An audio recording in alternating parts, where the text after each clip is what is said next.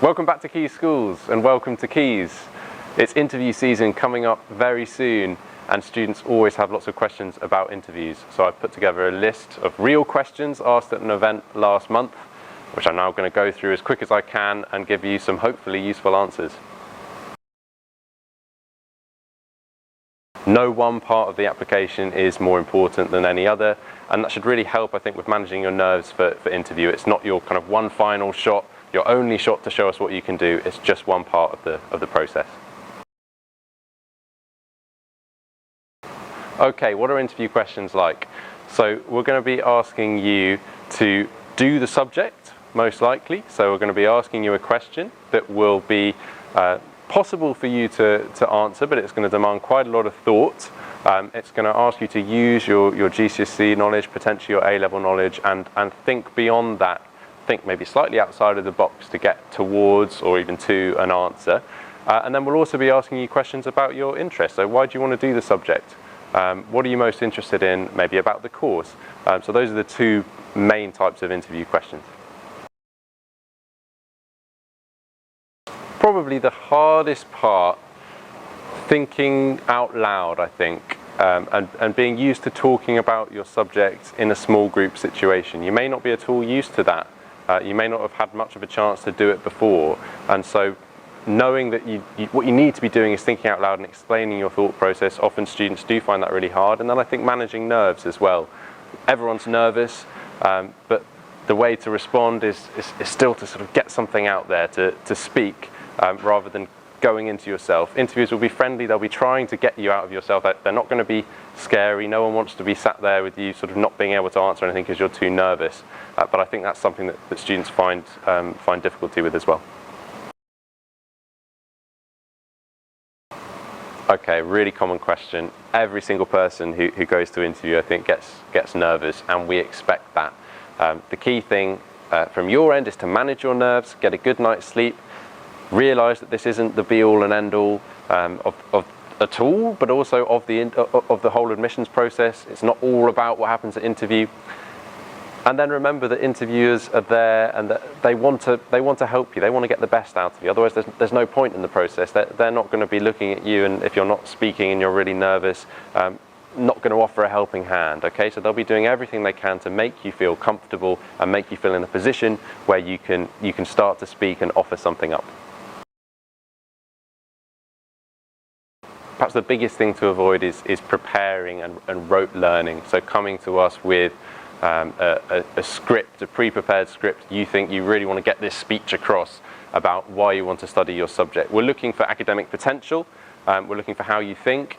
And if you prepared something in advance and you're parroting that, then you're really not showing your potential at all, or showing how you think. So that's my one big tip of something to avoid.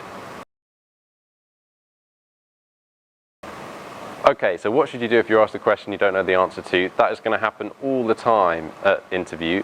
You're going to be asked questions that you don't know the answer to, or certainly not immediately, and that's fine. So the first thing to do is not to panic. Take your time and think out loud. If it's a topic you're unfamiliar with, maybe there's a similar topic that you've covered before, or you have something to say about, so you could say, I'm not exactly sure how to go about answering this, but I have an idea from this other thing I've been studying, so maybe we could start here. And at that point, the interviewer will probably say, that's a really great idea, what if I tell you this? And it'll be a kind of back and forth from there. Because remember, the interview is mimicking in some ways the supervision environment that Cambridge is famous for, and what Cambridge is really all about in terms of its teaching. I really like this question. I once led an interview and asked the candidate, why do you want to study this subject? And they just shrugged and said, I don't know. So I would say probably don't do that. But what you don't need to say is, I'm really passionate about this subject. I have been since I was 3, or even since I was born, or whatever. You don't need that kind of backstory. What we're looking for is that you enjoy the subject and you have a genuine interest in it. But don't worry if you don't have a kind of grand passion for English or maths or science or whatever it is. We don't need that level. Great if you do, but as long as you're enjoying the subject and you're interested in it, that's enough. So the interview is solely academic. All we're interested in right throughout the admissions process is your academic potential. We're not going to be asking anything general. The one exception is we may at the start of your interview ask you a general kind of icebreaker question just to settle you down, but that is not in any way assessed, it's just to settle nerves. Okay, two main things. Do the subject that you've applied for. So go away and read some poems, do some maths, some engineering, some science problems, whatever it is. It doesn't have to be a huge amount. Maybe 10 minutes a day in the week before the interview, read a new poem, do a new problem. The second thing is get used to speaking about your subject and doing your subject with someone else in the small group situation. The best person to do that with is a teacher, a subject specialist teacher. Obviously they're really busy, you may not be able to find someone to do it with. Next best is going to be a friend, a colleague who's applying for the same subject at another highly competitive university, and get used to talking to them. So there won't be any out-of-the-box questions if you're thinking along the lines of what sometimes appear in newspaper articles about silly interview questions that seem quite ridiculous. That's not going to happen. But what you may be asked, as I've already said, is you may be asked a question that you don't immediately know the answer to. And the best way to prepare for that kind of question, which is really going to stretch you, is again, just doing the subject and getting used to talking to someone and being challenged. So the first thing to say is that if you've applied for a subject that you haven't studied before, we don't expect knowledge in that subject, right? We expect interest in it, obviously, but we don't expect knowledge. So don't feel you need to prepare if you've applied for something like law by going away and reading loads of law textbooks or similar. But if you've applied for law, if you've applied for an ab initio language, whatever it is, we'll expect you to have some interest in it, a reason why you've applied for it. So keep reading things related to the subject. Because you'll probably be asked to do the subject to some degree in some form at the interview. So your interview will be on one of two platforms, Whereby or Zoom. Your college will have let you know in your subject what platform to expect. If you're watching this in future years and we're still doing interviews online, then don't rely on that information. Please do look it up on the website because it might change. But for this year, it's Whereby or Zoom. If your signal fails, don't panic. That's the most important thing. We know this kind of thing happens. We're not judging you. It's not going to affect your application in any way, so stay calm. Try to rejoin the interview 3 times. If it's just not working, your interviewers or the admissions office, the college you've applied to, will be in touch to reschedule your interview. Stay calm, don't panic, it will be fine. You're absolutely not expected to have questions. It's not going to disadvantage you anyway if you just say, no, I'm fine, thank you, thanks very much, goodbye. That is fine. If you do genuinely have questions, then great, especially about the course. It's a good time to ask those kinds of questions. So it's really hard to generalize about interviews beyond a certain point because they all take place in different subjects, in different colleges, and things happen slightly differently. You may have a whole interview that is mainly based on the personal statement. You may go through the interview experience without being asked about your personal statement, your written work, your additional personal statement at all. But the key thing is that is all fair game for your interviewer to ask about. So make sure that you reread your written work before the interview, you reread your personal statement, your additional personal statement, and crucially, that you have read, listened, watched everything that you've put down that you have. Either is fine. Don't be afraid of asking the interviewer to repeat the question. If you need a pen and paper on hand in the interview and want to make some notes, I think that's a really good thing, and feel absolutely free to do that. In short, no. Keep asking. If you're unsure of anything, keep asking, because it's a waste of everyone's time if you're not sure of the question and you spend a long time giving an answer which is actually not what the interview's asked for. So if you're in any doubt, just say, oh, please could you repeat that? Please could you clarify this? Again, it's mimicking supervision. That kind of back and forth happens all the time. The interview is a conversation. It's not a question followed by a monologue from you. So don't be afraid of doing that at all.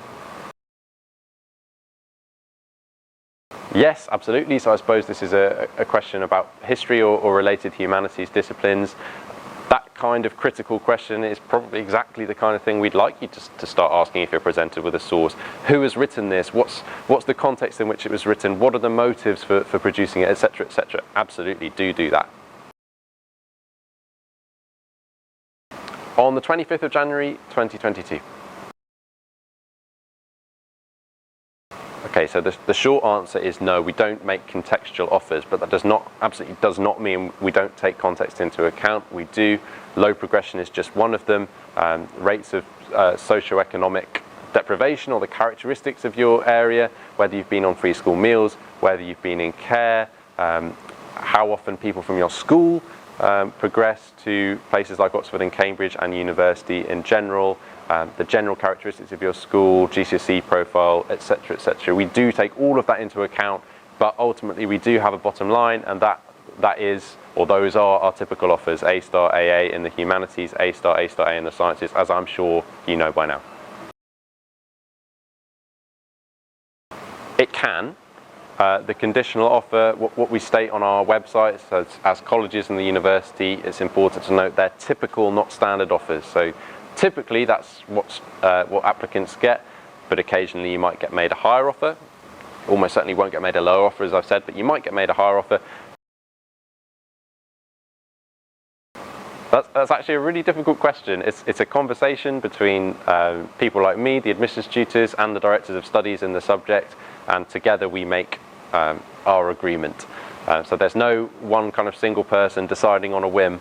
Hopefully subjective opinion doesn't really come into it. We have a very rigorous process. That's why we make you go through all these extra hurdles, essentially, or opportunities, as I prefer to think about them, like interviews, like admissions tests, like you've all done. So we're making the best decisions that we can, and it's a conversation, it's a collaborative process with lots of stages. Okay, all that remains for me to say is I hope that was useful. I hope I've answered a lot of the questions that people tend to have, but you've no doubt got more, so do feel free. I actively encourage you to write them down in the comments below. If you want to see more of this content, do remember to subscribe to the channel and give us a like if you enjoyed things. I'll see you on the next video. Bye.